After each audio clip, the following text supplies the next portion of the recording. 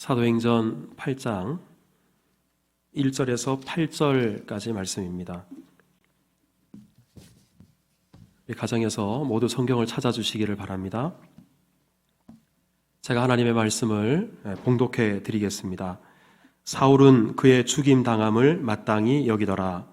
그날에 예루살렘에 있는 교회에 큰 박해가 있어 사도 외에는 다 유대와 사마리아 모든 땅으로 흩어지니라. 경건한 사람들이 스데반을 장사하고 위하여 크게 울더라. 사울이 교회를 잡멸할새 각 집에 들어가 남녀를 끌어다가 옥에 넘기니라.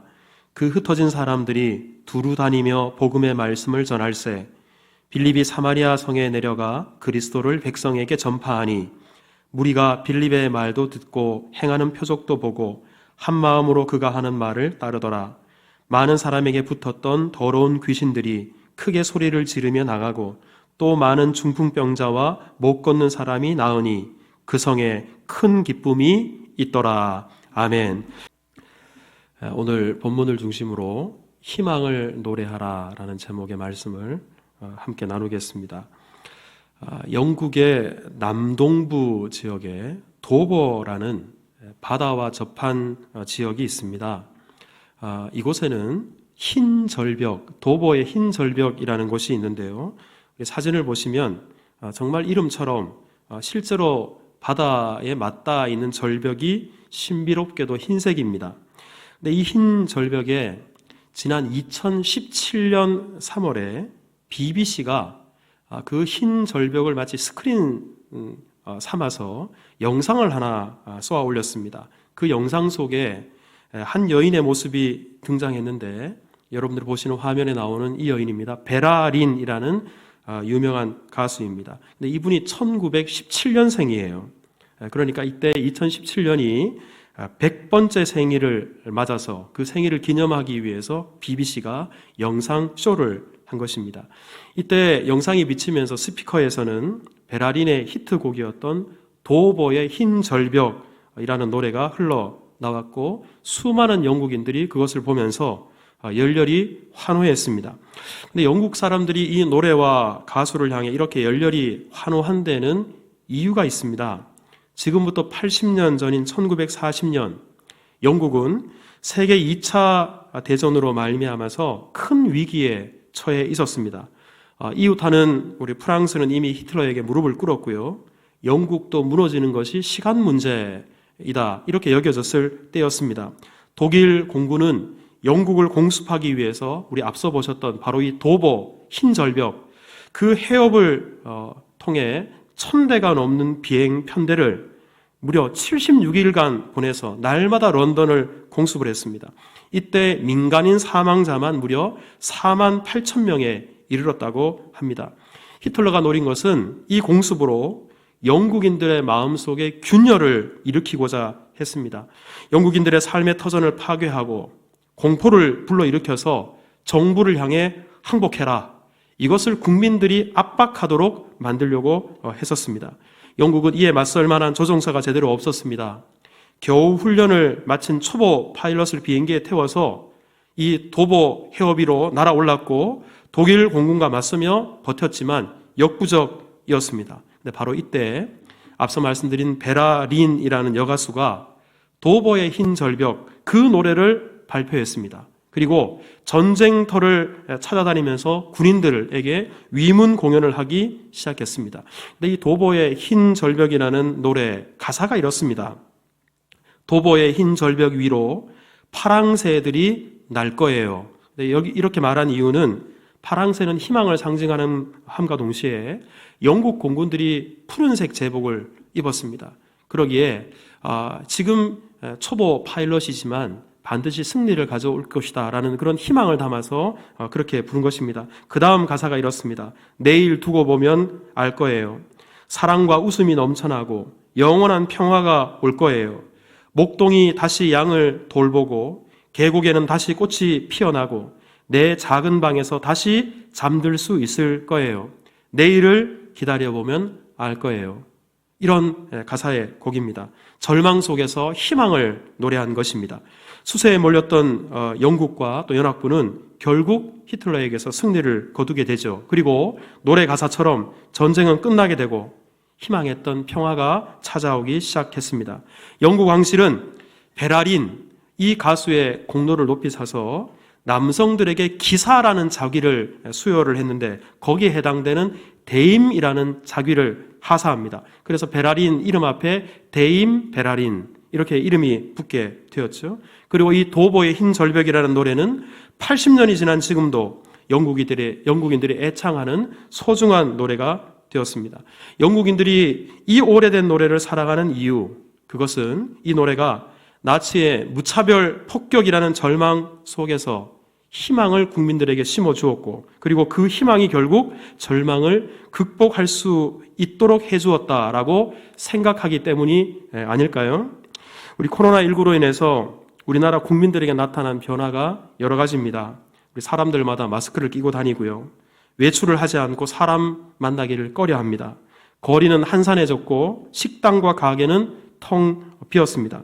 근데 무엇보다 큰 변화는 사람들의 얼굴에 웃음이 사라져 버렸다라는 것입니다. 그리고 사람들 마음속에 평안이 사라져 버렸다라는 것입니다. 불안의 그늘, 절망의 그늘이 온 나라와 국민들에게 짙게 드리워져 있다는 것입니다. 바로 이런 때에 저는 오늘 도보의 흰 절벽과 같은 노래는 아니지만 그것과는 비교할 수도 없는 하나님의 말씀으로 여러분들에게 희망의 메시지를 전하고자 합니다. 그럼 오늘 본문 맨 끝절인 8절이 이렇게 끝맺음을 합니다. 그 성에 큰 기쁨이 있더라.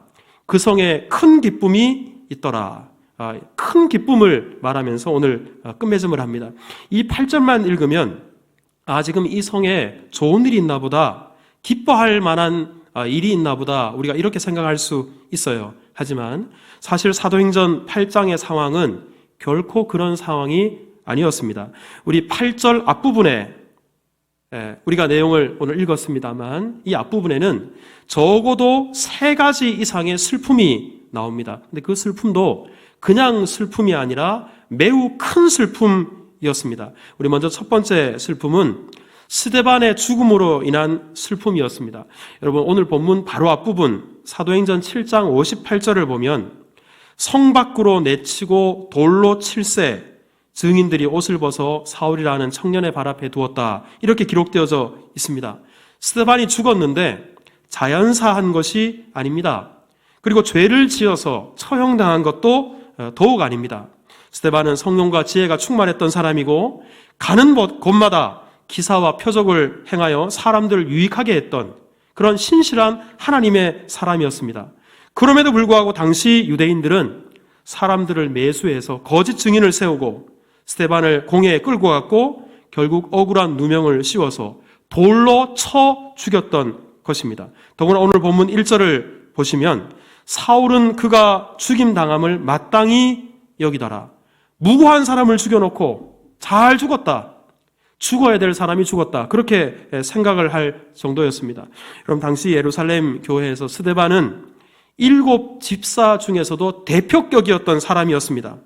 그런 지도자가 죄도 없이 돌에 맞아 처형되었다라는 사실은 예루살렘 교회 전체에 큰 충격이 되었을 것입니다. 그래서 여러분 오늘 보면 2절을 보십시오. 2절을 보면 경건한 사람들이 스데반을 장사하고 위하여 크게 울더라. 스데반의 죽음으로 인해서 교회에 큰 슬픔이 닥쳤던 것입니다. 두 번째 슬픔은 박해로 인한 슬픔이었습니다. 그럼 오늘 본문 1절 중반부부터 한번 다시 보십시오. 그날에 예루살렘에 있는 교회에 큰 박해가 있어 그랬어요. 스데반의 죽음으로 끝이 난 것이 아니라 이 일을 기점으로 시작해서 교회 또 성도들에게 크나큰 박해가 들이닥쳤습니다. 스데반을 죽이고 그 피를 본 사람들은 죄책감을 가졌던 것이 아니라 오히려 살기가 등등해져서 교회와 성도들을 일제히 박해하기 시작했습니다. 어느 정도였는가? 3절을 보면 사울이 교회를 잔멸할새 각 집에 들어가 남녀를 끌어다가 옥에 넘기니라. 무단으로 성도의 집에 난입을 했습니다. 남녀를 불문하고 강제로 사람들을 끌고 나왔습니다. 감옥에 수감했습니다. 이 과정에서 폭행이 있었고요. 그리고 감옥에 가서도 매를 맞거나 아니면 처형당하기도 했었습니다. 스데반 때문에 성도들이 눈물을 흘렸는데 그 눈물이 채 마르기도 전에 이 엄청난 박해가 성도들과 그 가정에 몰아닥쳤던 것입니다. 여러분 얼마나 힘들었을까요? 그리고 얼마나 슬펐을까요? 슬픔은 이 둘뿐만 아니었습니다. 또 한 가지 슬픔이 있었는데 이로 말미암아 이별의 슬픔을 초대교회 성도들이 겪었습니다. 여러분 이 엄청난 박해로 인해서 예루살렘 성도들이 어떻게 되었을까? 여러분 1절 맨 끝부분을 한번 보십시오. 사도 외에는 다 유대와 사마리아 모든 땅으로 어떻게 되었습니까? 흩어졌다. 흩어졌다라고 말합니다. 여러분 흩어진 사람들이 가깝게는 유대 지방이나 사마리아 지방으로 갔고요. 멀게는 다메섹이나 안디옥과 같은 다른 나라에까지 다 뿔뿔이 흩어졌습니다. 생명과 안전을 위해서 어쩔 수 없이 가족과 헤어지고 함께 신앙생활하던 성도들과 헤어져서 흩어졌던 것입니다. 여러분 이 헤어짐의 고통, 이별의 슬픔이 성도들에게 얼마나 컸겠습니까? 그런데 이런 삼중 슬픔이 있었는데도 앞서 말씀드렸던 오늘 본문이 어떻게 끝을 맺는가? 큰 기쁨이 있더라. 큰 기쁨이 있더라. 여러분 이것은 오늘 본문이 우리에게 슬픔을 말하는 본문이 아니라 오히려 기쁨을 말하는 본문이라는 사실입니다. 죽음과 고난과 이별의 슬픔 속에서도 그 슬픔 가운데 머물러 있지 않고 오히려 기쁨을 노래할 수 있었다라는 사실입니다. 희망을 노래했다는 사실입니다. 그러면 어떻게 이것이 가능했을까요? 이러한 큰 슬픔 속에서도 고통 속에서도 큰 기쁨을 누릴 수 있었던 비결이 무엇이었을까요? 이 말씀을 이 시간 여러분과 함께 나누고자 합니다. 우리 먼저 첫 번째는 우리 가정에서도 한번 따라해 보십시오. 포기하지 않았습니다. 이 큰 기쁨을 누릴 수 있었던 첫 번째 비결, 그것은 바로 포기하지 않았기 때문입니다. 여러분, 복음 전하는 자를 박해하는 일은 스데반이 처음이 아니었습니다. 일찍이 사도행전 5장을 보면 베드로와 요한이 복음 전한다는 이유로 사람들에게 끌려갔습니다. 그리고 감옥에 투옥되었습니다. 그런데 사도행전 5장 19절을 보면 이때 어떤 일이 있었는가? 주의 사자가 그 감옥에 나타나셨습니다. 그리고는 밤에 옥문을 열고 기적적으로 베드로와 요한을 감옥에서 구해내셨어요. 놀라운 일이 일어나게 된 것이죠. 그럼 사실 박해를 받더라도 핍박을 받더라도 이런 기적이 일어나기만 하면 오히려 용기 백배 하게 될 것입니다. 그리고 나도 복음 전하다가 이런 일이 닥친다라는 그런 위협이 있을지라도 베드로처럼 하나님께서 보호해 주실 거야. 기적을 베풀어 주실 거야. 오히려 더 담대하게 용기를 내어서 복음을 전할 수 있었을 것입니다. 하지만 베드로는 살아나왔는데 우리 오늘 본문 앞서 스데반은 죽었습니다. 여러분 이 일을 겪고 나서 성도들의 마음이 어떠했을까요? 하나님께서 스데반은 버리신 것일까? 혹시나도 스데반처럼 붙잡히면 어떻게 될까? 스데반처럼 저렇게 돌에 맞아 죽게 된다면 어떻게 될까? 이제 더 이상 복음을 전할 수 없겠구나. 그리고 복음을 전하는 일을 포기할 수도 있었을 것입니다. 아니, 복음 전하는 일뿐만 아니라 믿음까지도 저버릴 수 있었을 것입니다. 하지만 초대교회 성도들은 포기하지 않았습니다. 소망을 버리지 않았습니다. 이것을 무엇을 보고 알 수 있는가? 여러분 4절을 한번 보십시오. 자, 우리 4절 함께 읽겠습니다. 시작. 그 흩어진 사람들이 두루 다니며 복음의 말씀을 전할세. 흩어진 사람들이 여전히 두루 다니면서 복음을 전한 것입니다. 순교를 당한 일이 있어도 복음 전하는 것을 포기하지 않았습니다. 복음 전하다가 박해를 받았는데도 여전히 복음을 전했습니다. 흩어졌는데도 흩어진 그곳에서 계속해서 복음을 전했습니다. 죽음으로 인한 슬픔도 박해로 인한 두려움도 흩어짐의 상실감도 복음 전하는 것을 중단할 수 없게 만들었던 것입니다. 여러분 뉴스 보도를 보니까 우리 얼마 전에 참 안타까운 그런 뉴스가 있더군요.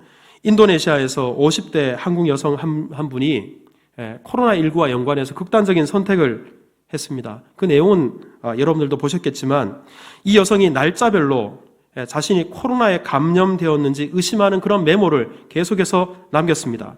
우리 아직까지는 이 여인이 자기가 코로나19에 감염된 것으로 알고 이를 비관해서 극단적 선택을 한 것이 아닌가 그렇게 판단하고 있습니다. 하지만 안타깝게도 사후에 검사를 해봤더니만 음성 판정이 나왔습니다. 참으로 안타까운 일이 아닐 수 없습니다. 여러분, 초대교회 성도들이 이런 상황에서도 끝까지 포기하지 않았는데 혹시 우리들은 코로나19뿐만 아니라 우리에게 닥치는 여러 가지 어려움들, 절망스러운 상황들, 이런 상황 속에서 너무나 쉽게 절망하고 포기하고 있는 것은 아닌지, 우리 앞에 어떤 슬픔이나 고난이 찾아온다 할지라도 우리 끝까지 우리 포기하지 말고 우리가 아무것도 할 수 없는 그때, 바로 그때가 하나님께서 일하시는 때이다, 이런 믿음을 가지고 끝까지 소망 중에 우리 주님을 의지하는 우리 모두가 될 수 있기를 주님의 이름으로 축복합니다. 우리 두 번째는, 자, 저를 한번 따라서 해주시겠습니다. 받아들였습니다. 여러분, 당시 초대교회 성도들은 이런 감당하기 어려운 슬픔이 찾아왔는데도 성경 어느 곳에서도 이 성도들이 원망을 했다거나 불평했다고 기록하지 않습니다. 그러면 어떻게 했는가? 받아들였어요. 성도들은 자기에게 닥치는 이 슬픔들, 고난들, 박해들, 흩어짐들, 이것들로 인해서 하나님을 원망하지 않고 이것 자체를 받아들일 줄 아는 믿음의 소유자였습니다. 어떻게 이것이 가능했는가? 여러분, 빌립보서 1장 29절을 보면 바울이 이렇게 권면합니다. 그리스도를 위하여 너희에게 은혜를 주신 것은 다만 그를 믿을 뿐 아니라 또한 그를 위하여 고난도 받게 하려 하심이라. 성도들에게 찾아온 이 고난도 당연한 것으로 받을 수 있어야 된다. 그렇게 바울이 권면했던 것입니다. 실제로 사도행전 16장을 보면 바울이 빌립보 지역에서 복음을 전하다가 매 맞고 감옥에 갇힌 적이 있었습니다. 그런데 이런 상황에서도 바울이 감옥 속에서 어떻게 했습니까? 오히려 기도하고 찬송했어요.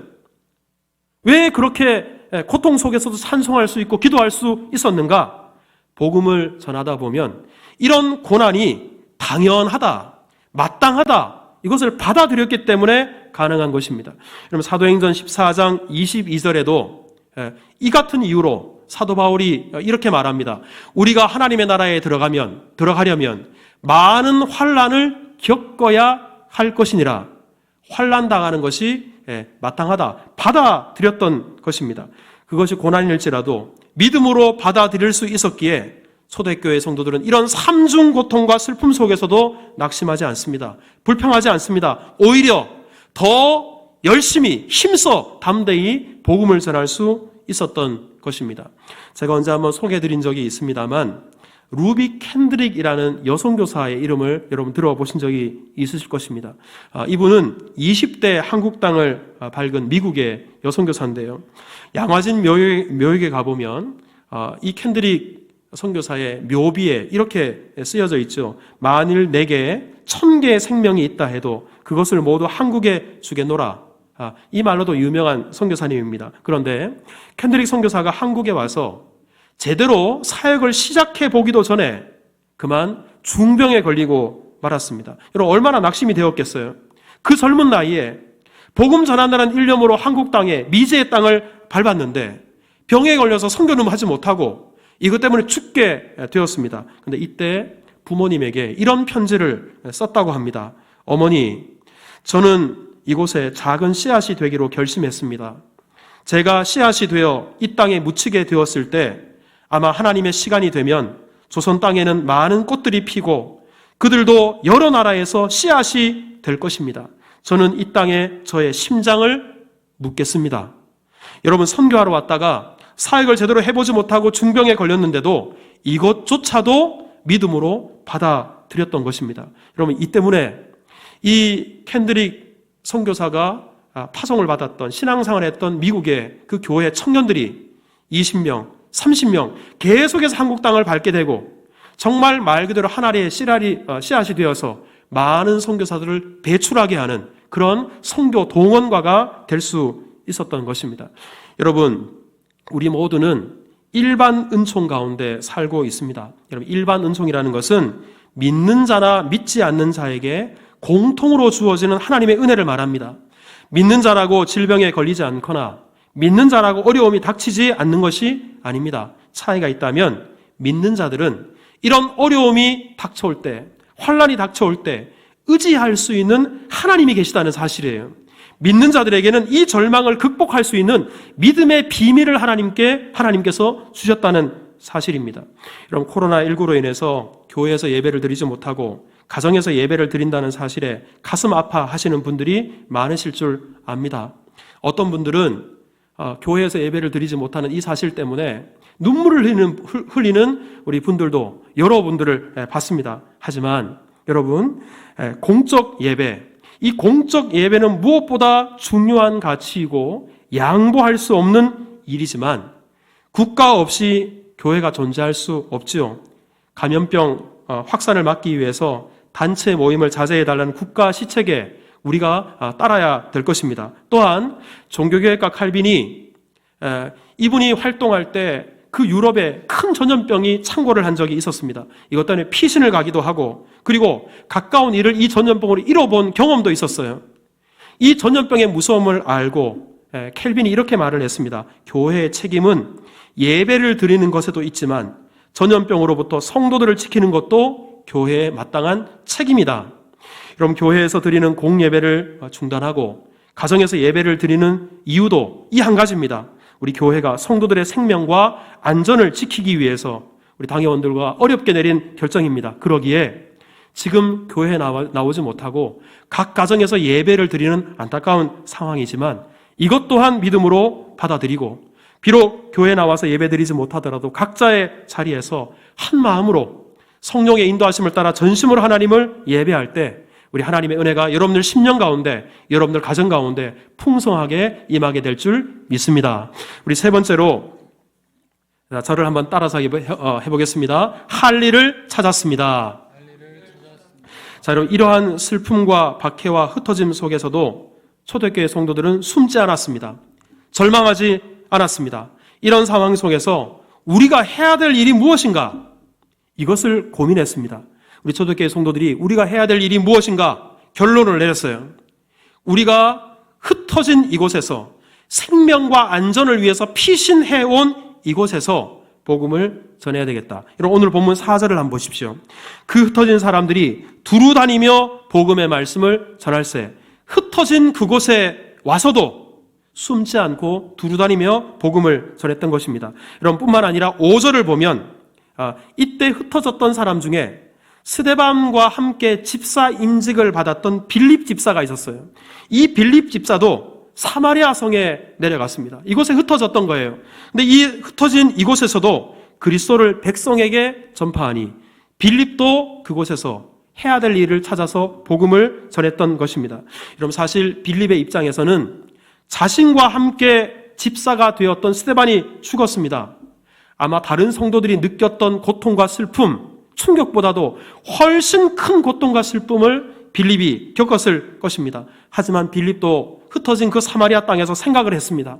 하나님께서 나를 이곳 사마리아 땅으로 보내신 이유가 무엇일까? 단지 내 생명을 지키기 위해서 이곳에 나를 보내신 것일까? 아닐 거야. 이곳에서도 이 사마리아 사람들에게 예수님께서 하셨던 것처럼 그리스도를 전하라고, 복음을 전하라고 나를 보내신 것이 아닐까?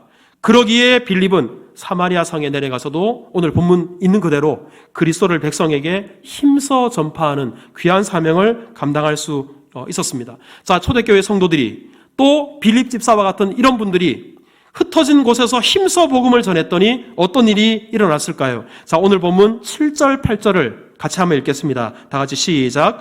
많은 사람에게 붙었던 더러운 귀신들이 크게 소리를 지르며 나가고 또 많은 중풍병자와 못 걷는 사람이 나으니 그 성에 큰 기쁨이 있더라. 복음을 전했더니 복음을 전한 곳곳마다 하나님의 능력이 나타났습니다. 복음의 역사가 나타나게 되었습니다. 사망의 그늘 아래 앉아있는 사람들이 천국의 소망을 바라보고 생명을 얻는 자들이 되어서 큰 기쁨이 이 슬픔 속에서도 성도들의 마음속에, 그리고 복음을 전하는 곳곳마다 큰 기쁨이 넘쳐나게 되었던 것입니다. 여러분, 코로나19로 우리 전 세계가 지금 고통 중에 있습니다.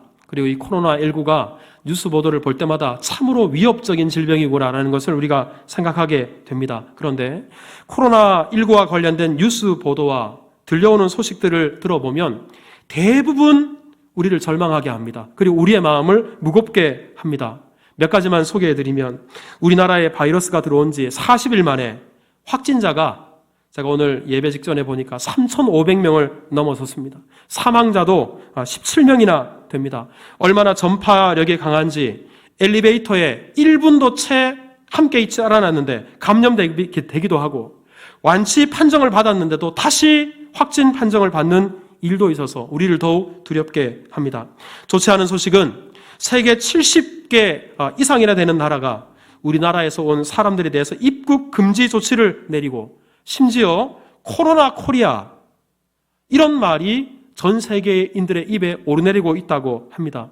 여러분 이러한 때에 마스크나 소독제를 사재기 하는 이들도 있고 코로나를 온 나라에 퍼뜨린 신천지 이단은 아직도 숨기는 것이 많습니다. 더구나 우리 전쟁 중에도 예배를 중단한 적이 없는데 주일에 예배를 중단할 수밖에 없는 초유의 일까지 우리가 겪고 있습니다. 여러분 이런 일들, 이런 뉴스 보도만 보고 이런 것만 생각하다 보면 더욱 짙은 그늘 속에 우리가 들어있는 것 같고 우리의 마음이 더욱 무거워집니다. 여러분 하지만 이렇게 부정적인 것, 절망적인 것, 슬픈 것을 넘어서 하나님께서도 이런 형편 속에서 우리에게 희망을 주시는 것은 아닐까. 우리 믿는 사람들은 이런 절망 속에서도 희망을 바라보아야 되는 것이 아닌가. 새삼 우리가 생각하게 되는 것이에요. 뉴스 보도들 중에 보면 많은 건물주 분들이 건물 임대료를 받지 않거나 깎아주는 일들이 이곳저곳에서 산발적으로 일어나고 있다고 합니다. 각계각층에서 성금과 후원이 이어지고 있습니다. 그리고 마스크와 소독제를 기부하시는 분들도 얼마나 많은지 우리 교회 성도들도 우리 주중에 여러분들이 본인 가정에 쓰기에도 부족할 텐데 어렵게 구한 마스크를 혹시 예배를 드린다면 예배할 때 쓰라고 그리고 어르신들이나 필요하신 분들이 있다면 좀 전해달라고 기증하고 가시는 분들도 계십니다. 이런 일들을 보면 절망 속에서도 희망의 빛을 보는 것과 같습니다. 우리 또한 이 불행 중에서도 저는 우리 목사의 입장으로 이번 코로나 사태를 통해서 온 국민이 신천지가 어떤 집단인지 이단이 얼마나 무서운 것인지 만천하에 드러나게 되었어요. 불행 중 희망의 소식이 아닐 수가 없습니다. 겨우 기독교 방송국에서나 신천지에 대한 특집을 다루었는데 이제는 공중파에서도 신천지에 대해서 온 국민들에게 경각심을 일깨우고 있습니다. 그동안 수많은 가정을 깨트리고 피눈물을 흘리게 한 신천지가 이번 기회에 와해될 수도 있겠구나 이런 기대와 희망을 가져보게 되는 것입니다. 우리 더구나 이런 어두운 상황 속에서도 집집마다 가족들의 귀가 시간이 빨라져서 가족들의 얼굴을 마주 대하고 그리고 대화하는 시간들이 늘어났습니다. 비록 교회에서 예배를 드리지 못하지만 여러 성도들로부터 가정 예배를 드리게 되었다 이런 말씀을 듣게 됩니다. 불행 중 그래도 감사한 제목이 아닐 수 없습니다. 예배 드릴 수 있다는 것 자체에 대해서 감사한 줄 몰랐는데 이런 일을 겪어보면서 하나님 앞에 나와서 우리 예배당에 나와서 예배 드리는 것이 이것조차도 얼마나 감사해야 될 제목이었는가 새삼 깨닫게 되는 것입니다. 이것 외에도 얼마든지 있어요. 때문에 여러분 우리가 절망만 바라보지 말고 어두운 점만 바라보지 말고 이런 상황 속에서도 이 일을 통해서 이루실 하나님의 역사를 기대하며 우리 희망을 바라보고 그렇게 믿음으로 행하는 것이 우리에게 필요하지 않겠습니까?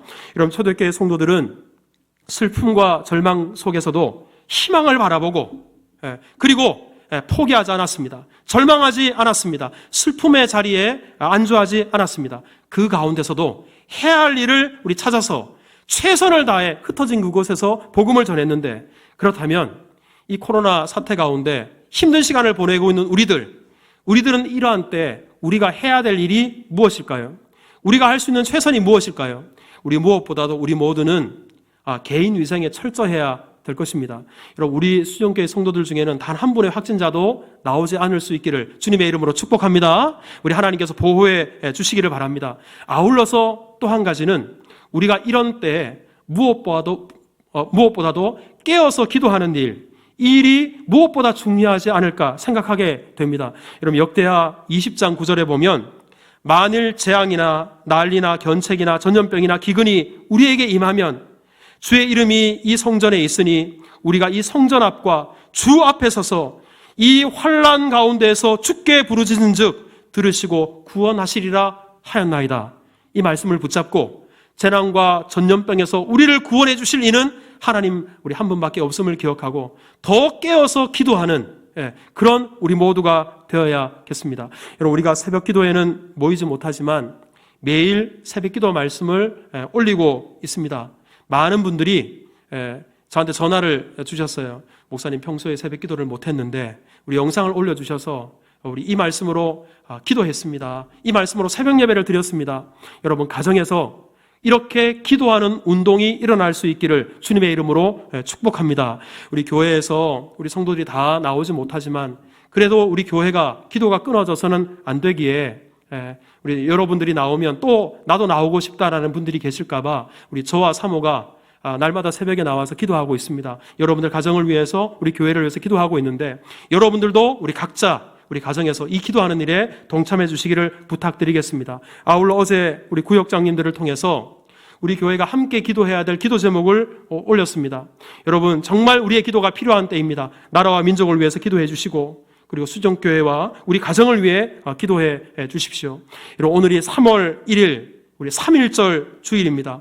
1919년만 해도 도저히 독립을 기대할 수 없었던 그런 암울했던 때였습니다. 하지만 바로 그러한 때 우리 국민들은 손에 태극기를 잡고 거리로 뛰쳐나와서 대한독립 만세, 독립을 결코 기대할 수 없었던 때 독립 만세를 외쳤습니다. 여러분, 이것이 희망을 노래한 것이고 그 외침 그대로 우리는 독립을 쟁취할 수 있었습니다.